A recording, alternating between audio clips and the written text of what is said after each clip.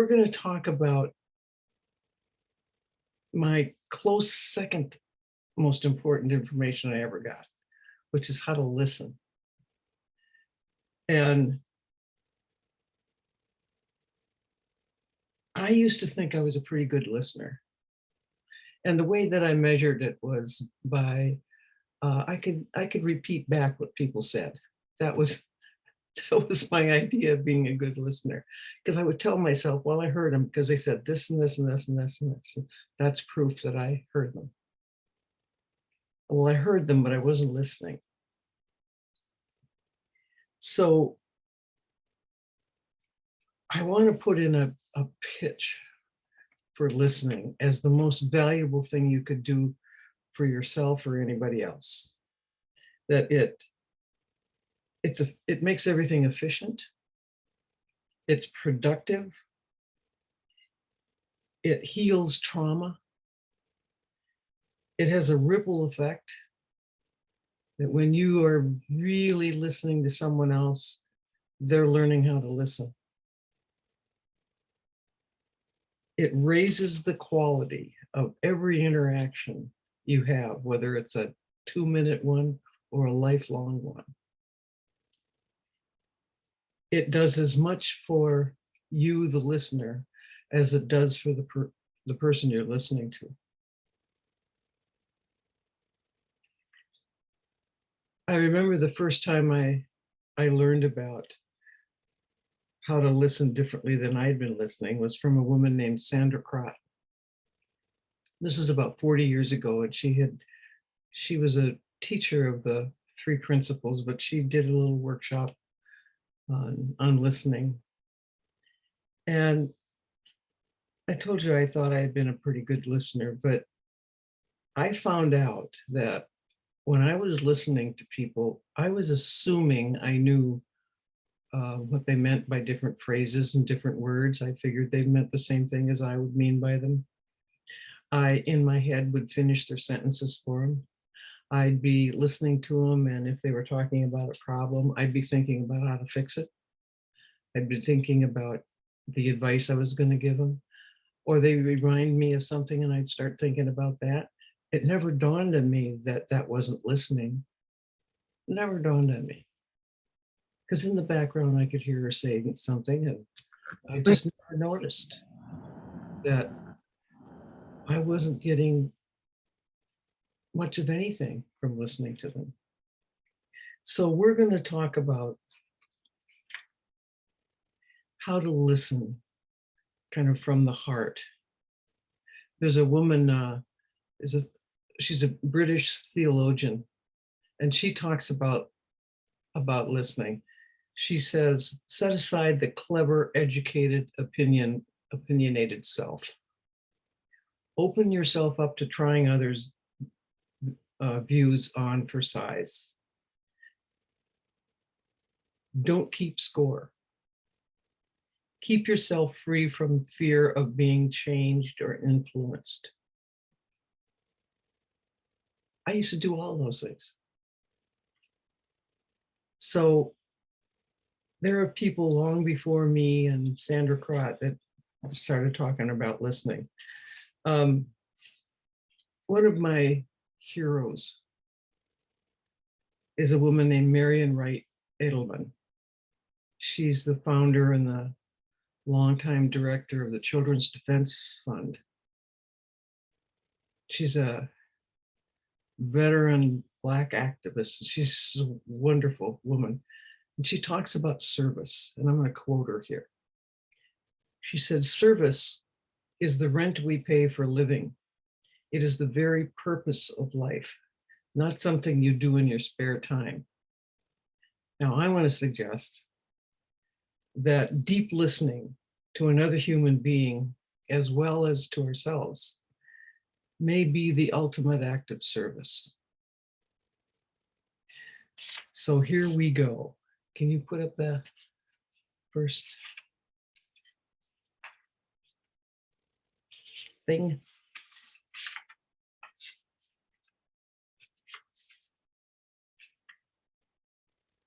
Well, that's true enough. Next one. So for these purposes, it's not like this is fact that these are the only kinds of listening, but for these purposes, there's distracted listening, evaluating, paying attention, and high impact, low effort listening. Distracted, next slide. Distracted is, well, we all kind of know what that is. You think you're listening to someone, but your head's someplace else. My favorite example is like when I'm in my car and I've got the stereo on and the guy says he's going to play such and such a tune. And I think, oh, cool. I love that. I love that tune. 3 or 4 minutes later, he says he has played that tune. I missed the whole thing. I started thinking about something or other and I didn't hear the music. Now, how can you miss the music? I'm alone in the car. It's the only sound, and I didn't hear it because I was making so much noise in my head. I couldn't hear actual sound. Now, I know I'm not the only person in the world that does that, but it's good to be aware when you're doing that. And there's one thing I want to say that it's going to be handy later on. As soon as you notice you're distracted, you're not. That's going to help later on. Okay, next. Evaluating. This is probably the most popular kind of listening. Someone is talking to you and you're thinking, do I agree? Do I disagree? Is that true or not so much? Or, oh, that's just like such and such. And you think of an example and you start thinking about that. Or you start thinking about applications. Well, I wonder how that would work with such and such and such. Or maybe somebody is saying and you're feeling a little judgment about them and what they're saying. Or maybe they're doing what I used to do, is assume you know what they mean. Or maybe you just know exactly what they're going to say and you're finishing your sentences in your head, and so you don't pay much attention. You already know. Or maybe you're weighing the pros and cons of what they say versus other things. Or maybe you're comparing it to this or that and the other thing. You might be diagnosing. It's not just us shrink types that diagnose people. You might be listening to something and saying, man, they're pretty loopy. Or they must be codependent, or they must be this, or they must be that. I'm kind of embarrassed to say it, but I got a lot of instruction in how to listen to diagnose. In undergraduate and graduate school, we had classes in how to listen to diagnose. So you're listening for tendencies or habits that people have, and you're putting them in a little box up in your head. Oh, they have bipolar. Oh, they're depressed. Oh, they're this or they're that. And there's a way that you kind of think your work is done as soon as you can label the person. And I'm kind of embarrassed about that. I'll get over it, but it's like, I would like to go back and apologize to all those people and say, I am so sorry that I thought of you as a diagnosis, that I thought there was something wrong with you. And the diagnosis about what was wrong with you was who you are. I would like to apologize for that. Next one. Paying attention. That's popular too. It's about trying to memorize, take notes, to stuff something into your head. Most of us went to school that way, that you stuff stuff into your head, so when it's test time, you can regurgitate it out and get the grade you were after. It's urgent, it's effortful, it's based on an outcome usually. I have a story about my granddaughter who, when she was about, I don't know, 15, I guess. It was right before one of the times I was going to go to Africa, and I was pretty excited about it. During the conversation, I asked her if she'd ever heard of Nelson Mandela, and she said no. And I said, well, Kelly, didn't you last year have a project where you studied South Africa? And she said, yeah.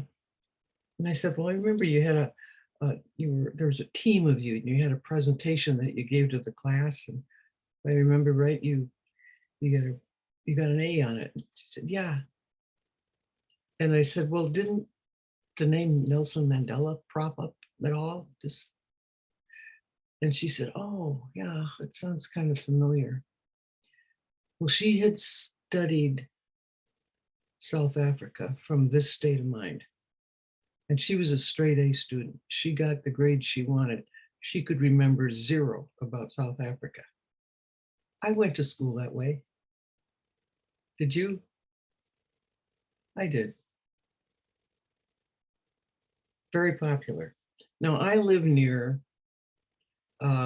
it's handy sometimes. I don't want to totally discount this kind of listening. I live near one of the largest shopping centers in the world. It's called the Mall of America. It's about 10 minutes from my house. I go out there only if somebody comes to town and insists they want to go out there. I will go out there. Other than that, no thank you. And it has huge acres and acres of parking ramps. So if I do go out there, I make sure I have a pen and pencil so I can write down where I park my car. Otherwise, I will spend my life looking for my car. Handy for things like that. Or if somebody's given you directions, whatever. It's briefly handy, but as a way to enhance relationships, it doesn't have much going for it. Next one. High impact, low effort listening. It's simple, it's easy, it's relaxed, it's effortless. It's kind of like how most of us listen to our favorite music. We just let everything go and let the music in. We experience the music, we feel the music. When you're listening to another person like that, you're taking it all in. You're just collecting it all gently. You're trying it on for size. And you notice when extraneous information comes into your head and you just let it go. It's just let it go. It's a stance you take. It's like, I'm going to listen to this person until I get a real clear, healthy understanding of what they're trying to get across to me. I'm going to listen until I can feel this kind of golden cord between their heart and mine. And it may have nothing to do with what they're saying, but you'll feel and understand them.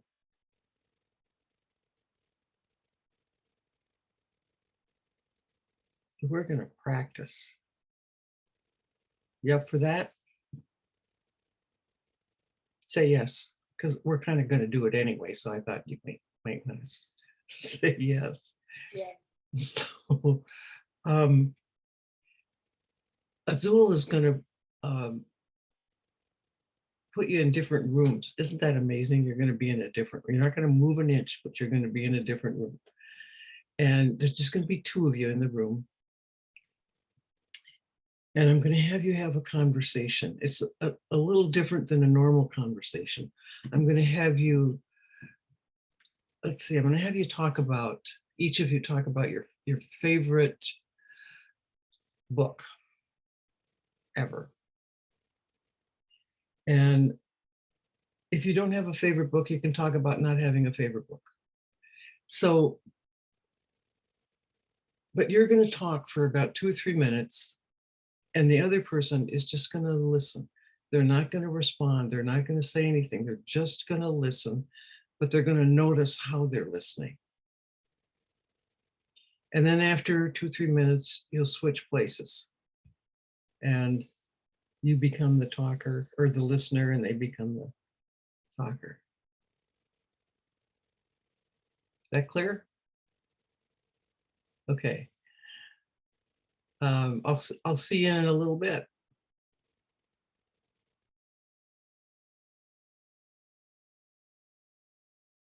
What did you notice about your listening? Just anybody. One thing I noticed was my mind started to put pictures to the words. And I kind of started to create my own video of what the other person was saying, and creating my own reality in the sense of what they were trying to say, which kind of started to get me way off course. And I noticed that I do that a lot in my day-to-day life too, is when people are talking to me, I kind of put my own video to their audio. Are you a filmmaker? No, in my head I am. You might want to consider it. Well, this is what I want to tell you about that. That's awesome that you noticed what you did. That's awesome. It's an amazing app that us humans are made so well that we can watch ourselves think. We can watch ourselves make up stuff. And we can decide whether we want to do a certain kind of thinking or not. And these exercises show you that. Apparently, you just noticed that habit has some uses and some not so much. You will never now not know that.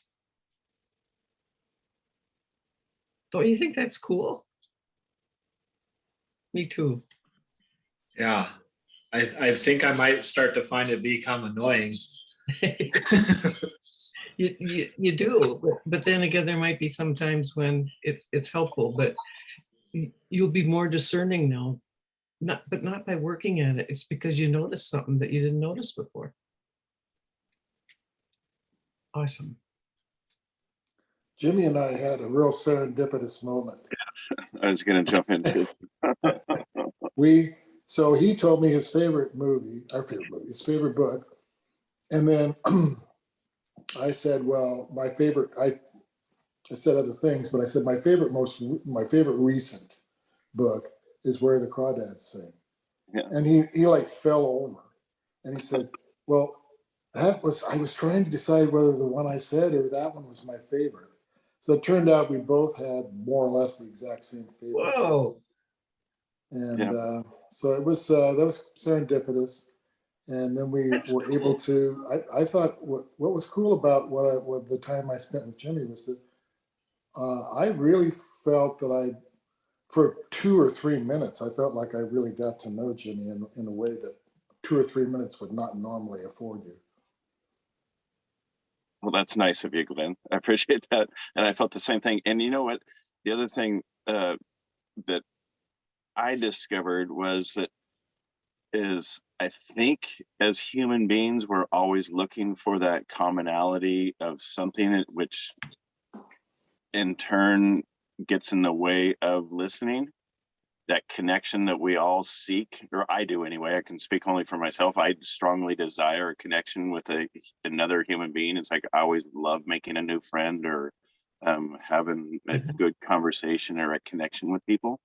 And so I found that in just this experiment just now that I'm constantly always looking for that commonality or that connection. And then when it happened just there on where the crawdads sing, we both got excited. I got tears, and it's like, whoa, we had chills on our body, and it was exciting.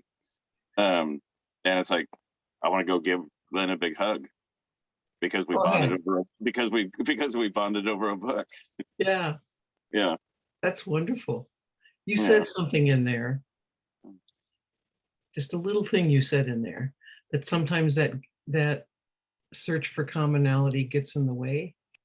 You're absolutely right. Not in this case, but if you think that's the best that could happen, that you could see things the same way, or like the same things, enjoy the same things, if you think that's the best that could happen, it's a limitation.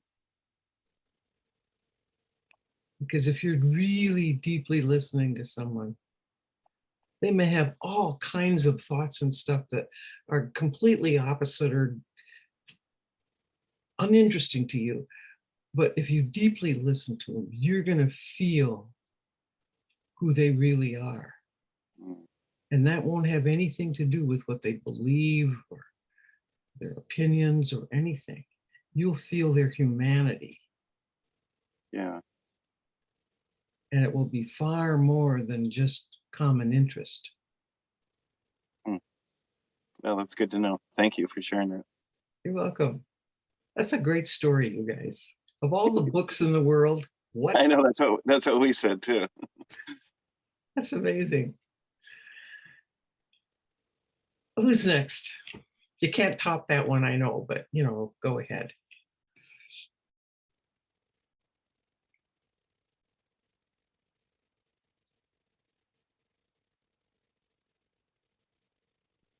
I'll go.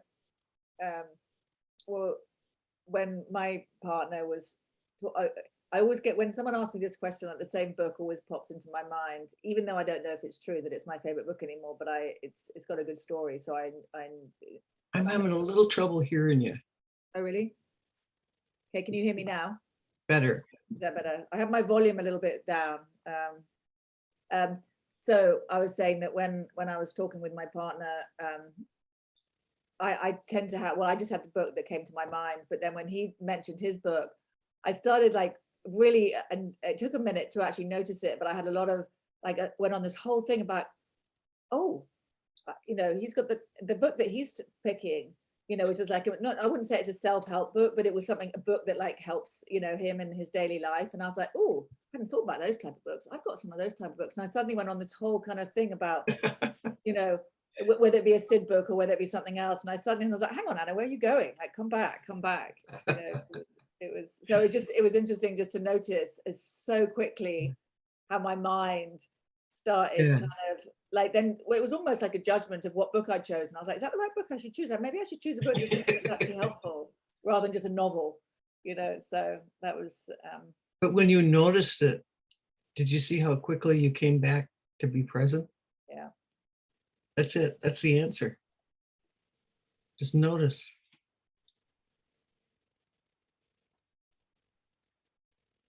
Who else?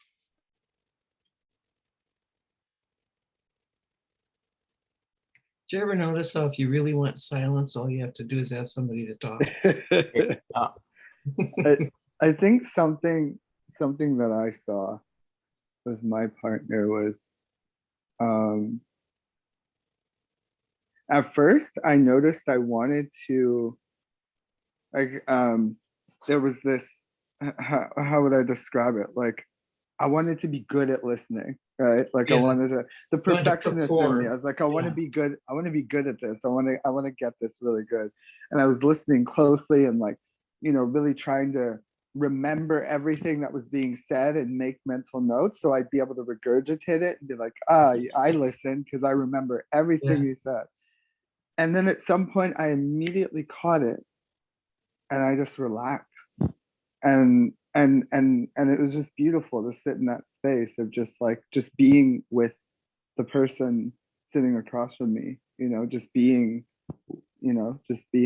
Yeah, it was really great. Yeah. Isn't that amazing? Yeah.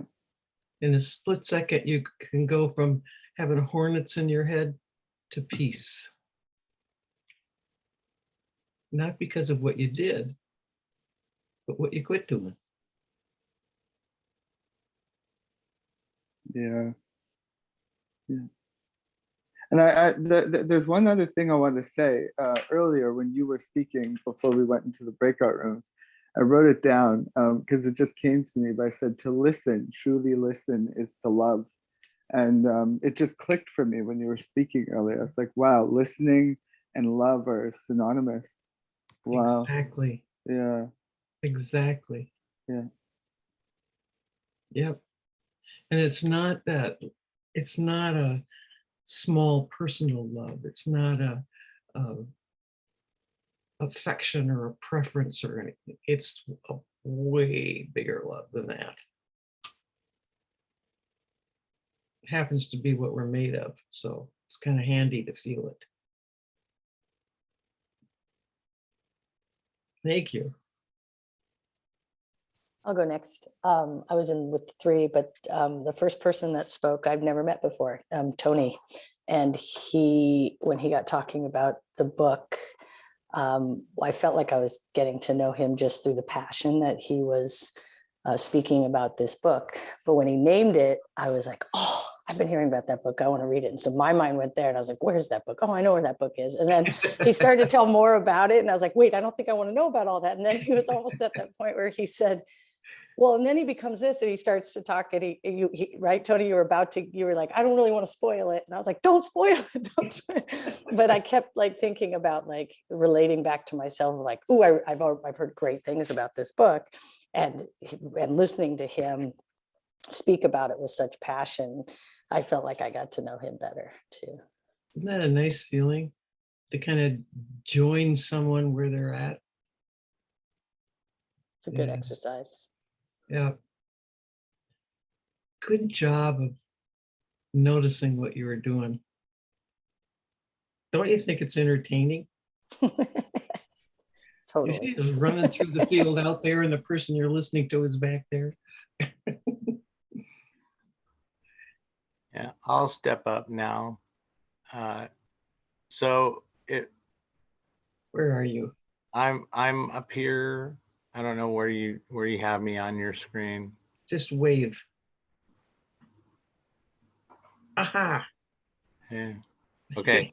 So yeah, first off, being able to express what my favorite book is one of my passions. I've even pitched that book to Anna before, and but in terms of the whole listening aspect, when Robin was talking about her book, I kept wanting to circle back and I wanted to ask her, what's the title? Because I couldn't, it happened so fast. And she's talking about all the marvels that happen with the HeLa cell and the person that it all came from. But I caught myself and was just able to be still and listen to what she had to say about that after I kind of got, oh, okay, I can figure it out from, but it's crazy what your brain does. Like, even though I'm stilled myself to listen, I've still got other rambling things going on inside, and I have to kind of bank them in and tell them to get lost while I'm trying to. That's exactly what you do. Yeah. So, but it was cool. And I was in the group of three, so we really didn't get to expound much, but I didn't spoil the book. And I do heartily recommend A Gentleman in Moscow to anybody. And I think it ties to Inside Alliance in terms of the whole thought thing. I don't know. It just was profound for me. And I found out some things about Donnie Brasco that I didn't know. So from Rob. So it was cool. I enjoyed it. Thank you. Sweet. And my book was The Immortal Life of Henrietta Lacks. Pardon me? The Immortal Life of Henrietta Lacks. Oh. You've got to get a list of everyone's books now too, because I'm just Right. about that. Mavis, something that's so funny about my group, I didn't know that Tony had that experience, but because I've done this in a couple of classes with you before, the first thing I thought was, I want to know the title of this book. Like the same thing Tony had. But because I had done this before, I was like, okay, nope, I know how to listen. I'll just ask at the end. So it was also my very first thought. And it was the only question I had. Once she finished, I was like, I got a question. What's the name of the book? Because I listened to everything you said, but that part I missed. But it's kind of like, because Tony said, I didn't know he was having the same. Because I was like, this book sounds good. So, you know, you just want to hear it. And then at the end, I was just like, I can ask, because that's what we learned, you know, over time. It's like, I can hold on. If that question comes back, I can Yeah, ask it then. I don't have to hold on to it, you know. So that's that's great. Thanks a for sharing great that, point. Tony. Yeah. That's a great point because, you know, questions are going to come up when you have a conversation. But in deep listening, you kind of know when they're appropriate and when they're not. And so a question may come up and it'll feel like it's going to take the conversation off course instead of deepen it. So you just set the question over here. It isn't that you throw it away or it's a bad, you don't, there's not even a lot of talking about it or thinking about it. You can just feel if, is that going to deepen things or just take them off course? And you just know, you can feel it. Even when there's a story you think is apropos, you can ask, is this right? Or is it, and you can feel whether it's a good time to interject that story or not. And in more cases than not, better you get at this, the more interested you get in listening like this, the more you'll choose in favor of listening instead of talking. But not that you won't ask questions. I ask, when I'm listening to people, I ask a lot of questions, but they're more like, could you say more about that? Or what do you mean by that word? Or what do you mean by that phrase? Or what do you make of that? It's like, tell me more questions. Tell me more. I want to know what I don't know. Tell me more.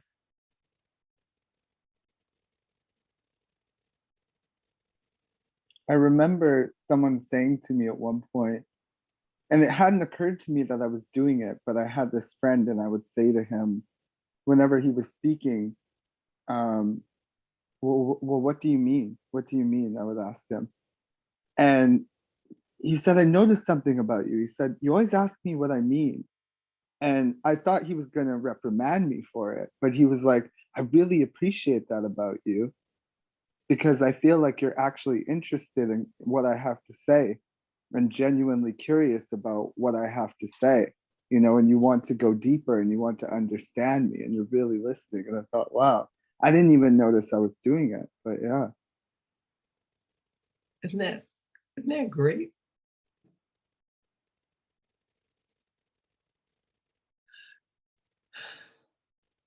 Who's next? I love stories. Who's next? I'll jump in. First, I need to say I really appreciated the definitions that were provided prior to the listening activity, because I immediately fell into number 3, paying attention. I pulled a notepad, I pulled a pen, I'm ready to take it, and I'm like, ah, shit, man. I kind of smiled to myself. I thought, I'm just gonna, okay, I caught it, I get it. Now I know my wife gets irritated with me. Thanks, Reno. Thank you for helping me with this. Because I have a tendency to, my listening is, okay, I'm gonna take notes, I'm gonna pay attention, my questions are gonna be around what can I do to be of service? I mean, and that probably gets really friggin' irritating. So when I caught it, I just, it was comical in my head, and then I let it go. And then my listening with Reno was just listening to not only his words, but his tone and his cadence and the soul that comes out that everybody has in their voice, from the look in their eyes to just those small little facial features that people give when they're speaking. So it's not just a word listening conversation. It is I'm absorbing the energy of this person in my presence, and I'm just going to soak it in. Yeah, but I did catch myself ready to go into scholarly mode so I can ask him a lot of questions about the book he was talking about, which was fascinating. So I'm going to have to get it and read it, but I might not be smart enough to get it, Reno. So send me your email so I can ask you a couple questions. You know, you just you were great at describing your habit, but you just described listening better than anybody I've heard. I bet you don't even remember it, but you did. It was beautiful. You're listening to their soul. Thank you.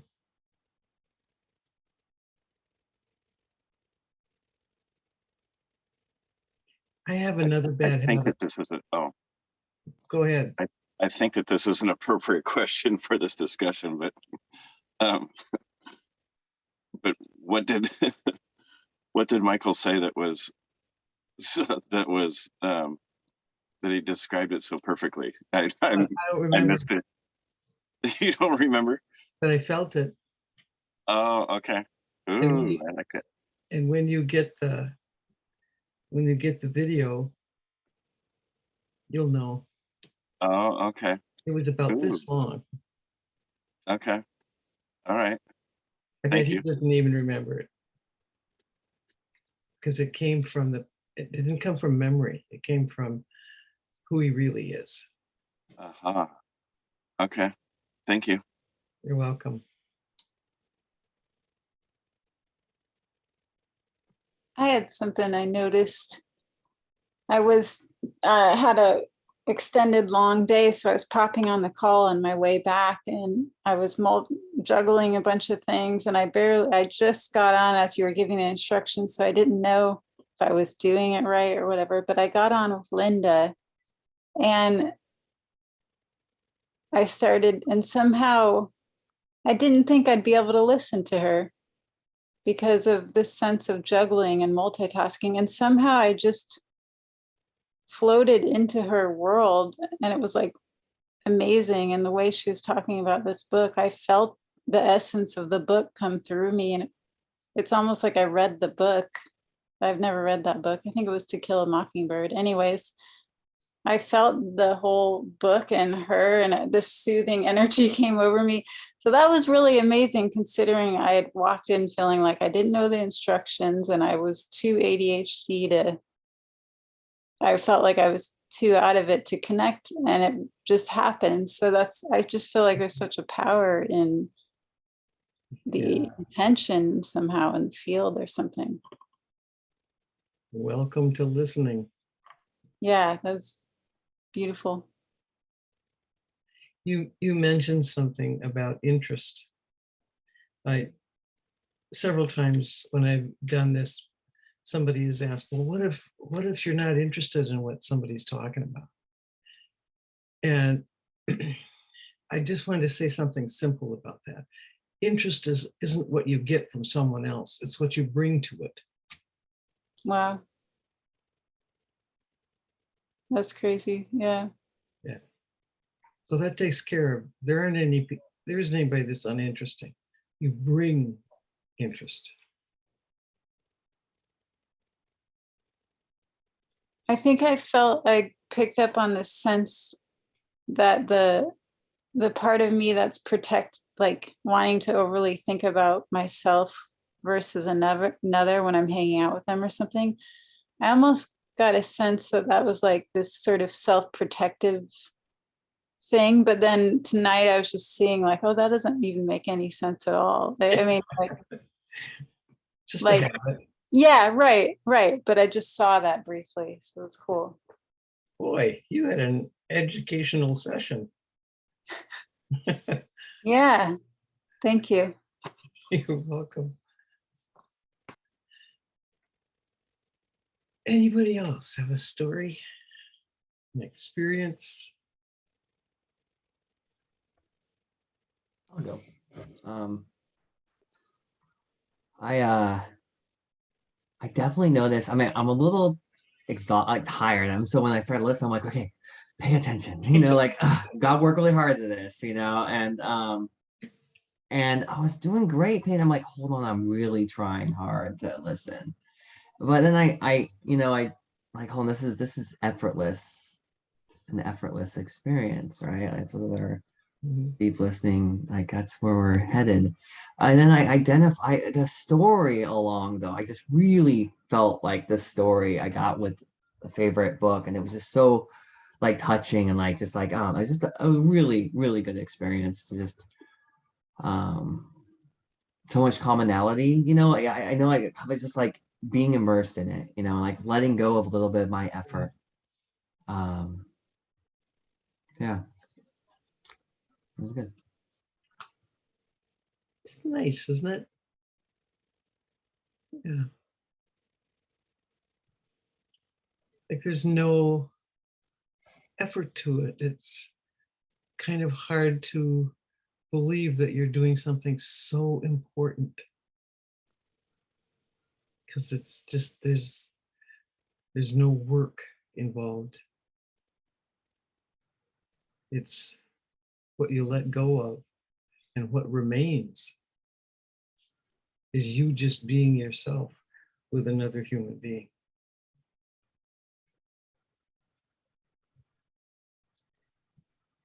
Okay, we're going to do another one. We're getting good at this. So this time, same rules apply.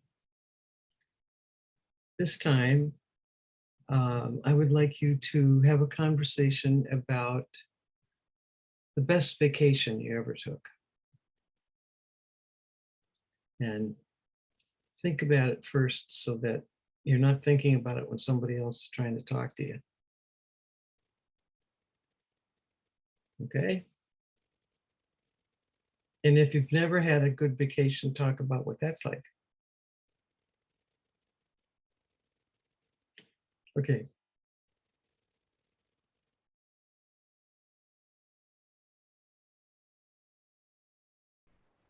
Okay. So how'd that one go? Let me hear. Tell me stories. Well, I'm definitely going again. So I did the same thing. I kind of put some video to Anna's audio. However, this time I just let it do its thing. Once I noticed it, and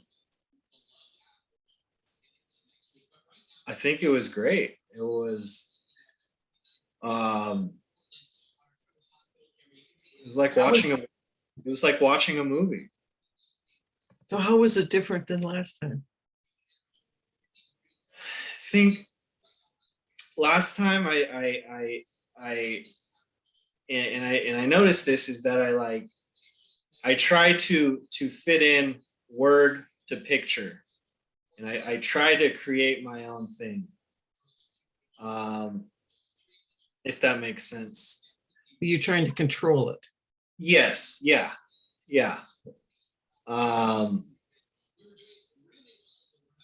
And sometimes I'll think like, oh, well, I don't like that. Let me put in something else. And this time it's just like, okay, well, if that came, then that came, and let's move on to the next kind of slideshow, I guess, in a sense. I'm a very visual person. And so I think that comes naturally to me, but I do like to control it. And not controlling it is so effortless. And just letting it slide in and slide out, just kind of the same thing with thoughts and yeah. It really just felt like I was there, even though I have no idea if those pictures were even valid or where she was even at. But yeah, it was I enjoyed it. So would it be fair to say that you had a deeper connection this time?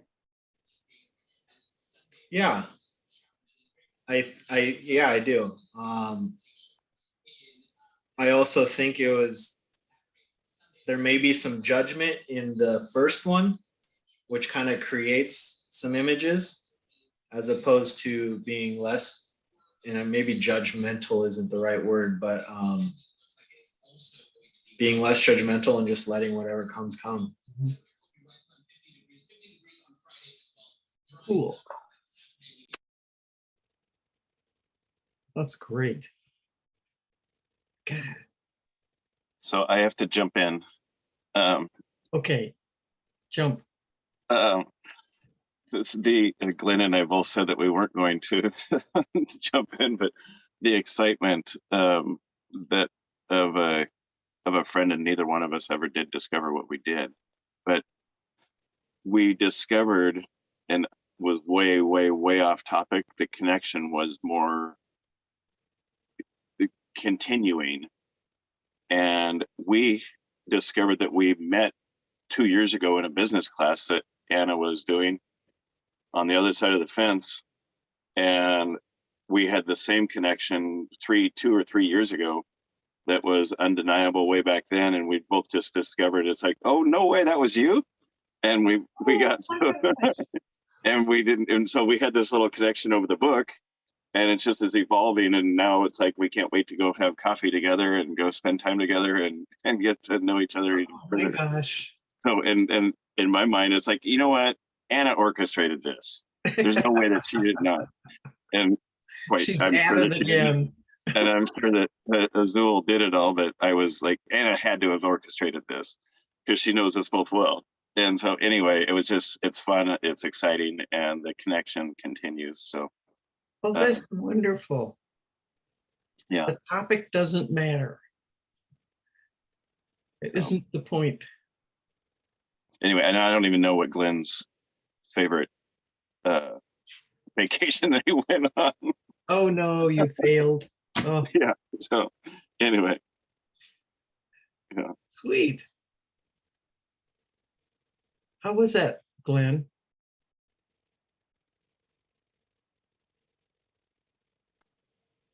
So it was a lot of fun because as Jimmy realized it first, and he started talking about it. And then as he was starting to talk about it, I started remembering, and I started remembering the event. And it was with Charles, by the way, at CRCI. And it was something I think we were going to plan to do a lot more of, but didn't work out for whatever reason. So I wasn't, it didn't come back to me immediately, but when it did, it was such a rush. It was like, wow, oh yeah, I remember that very, very well. And yeah, I'm very excited to get together with Jimmy and just, have a conversation. Very curious what he's doing right now. And I'm quite proud of the fact that he's got to where he is 2 years later out of prison. It's impressive. What's interesting about that is that you guys didn't recognize each other physically, but you remembered the feeling. Yeah. Which is the most important thing. Yeah, because he impressed me that day, although I would have never been able to pick him out off the street. Yeah. He just had a really good business plan. And so I was dressed a little differently. Well, that's true. But you remembered the feeling, both of you. That's what a great story. It's what this isn't about, Mike. It's bizarre that you two also, because I had the same partner as the first time round, and that you two had the same partner, that it was kind of random, that if it was random, because I was obviously meant to be hanging out with Andre for a couple of sessions.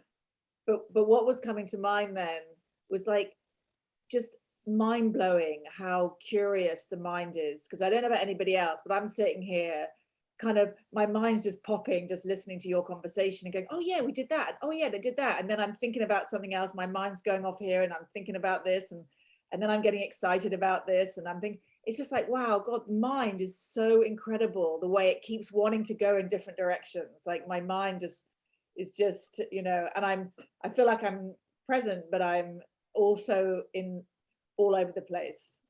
Like just remembering that, and then having memory about, then that memory takes me somewhere else, and then that memory is like, oh yeah, we did that, and then we did that, and oh my God. So I'm just having this kind of, that was one thing that I was just on there. But when I was with Andre and we were talking about, he was talking, I got really absorbed into the sense of time, because he was talking about an afternoon, like the vacation he could remember was an afternoon, but there was so much time in it, there was so much expanse in it, and it was so, I was just totally there in his story of this experience that he had.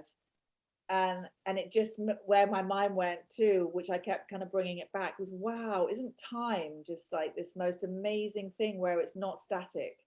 That he had this afternoon, and I just felt like it was this longest vacation, you know. And I started talking about a vacation of mine that lasted years when I left England. Like it went in a flash. And so it's just like, I was just, I don't know, my mind's all over the place, as you can tell. Wow. That's a really good point about time. Because actually, it's always now. The past is memory, the future is imagination. Neither one of them exist. But now,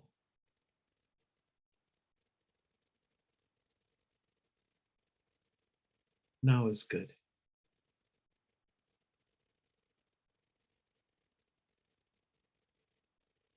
What else?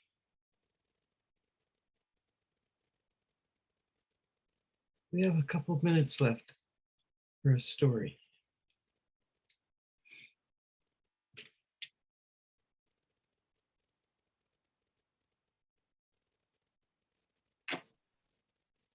Better, you're on mute. You know, I really enjoyed the exercise. You know, I had Dana 2 times and I had Michael G 1 time. I was excited to see Michael G. But you know, the thing is, like when I was listening to like the book sharing and the vacation, I like to experience their experience through their words, you know, and just be present to gain their perspective. You know, like with the book, you know, it was I didn't read the book, but I've been part of a few book clubs, and just to hear different perspectives and different insights, you know, it's the awareness of the potential of like how somebody else put that thought or that way of life or that thinking together, you know. And then with me too, it's like like I said, like I shared, I've never been on vacation. You know, my vacation was always going to jail and prison. I mean, so like that's what it was. So being able to hear Michael G talking about Maui and what Dana share, you know, but I like to experience the experience of what they experienced, you know. Do it's like, you know, just put, not to put myself there in the movie, but just to feel the like you're saying, the soul and the passion that they have at that moment in time, you know. It's just like, it just feel the energy even through Zoom. You just feel it, and like, and I just like to be able to put myself in the space to be able to be present to feel it. I guess if that makes sense. Sure does. I was thinking about, I did some work on Maui once. What a paradise it is. But the work I was doing with some people that didn't notice. They lived there, but they were very unhappy people. So it sounds like you had a better vacation in Maui than they did.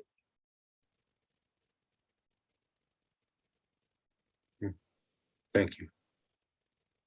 Thank you. It was beautiful.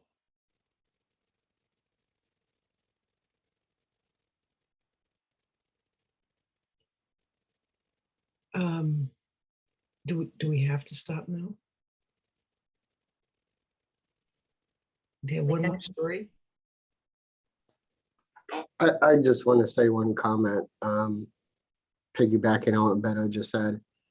There's what I got from this time doing this, because I've done this a couple of times too, is I have a very profound moment. I am feeling immense joy in other people's joy of what they're sharing. And I think that ties to what Beto just said, is to listen to somebody else and actually strap into their roller coaster and just ride their feelings with them, even good, bad, or indifferent, to be a participant, to be checked in, to be, you know, we all I use those metaphorical terms with the people that I work with and I provide services to. You know, I'm right next to you, man. I'm right by you. I'm, you know, my hands out. Those are just words unless it's authentic and people feel it. And I really feel that from everybody tonight. Is it's just joyful to listen to everybody else's human conditions and how that means and what it means to me as just being listening to that. So I really appreciate that. Oh, well said. I feel the same way. For those of you who don't know, I'm 82 years old, and I wouldn't be still working, just still passing this on, if I didn't get probably more out of it than anybody else. I'm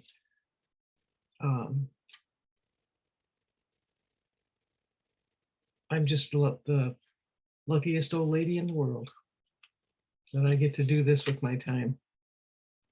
And thank you for hanging out with me. And we're gonna get together next week. And in the meantime, do what I call guerrilla listening.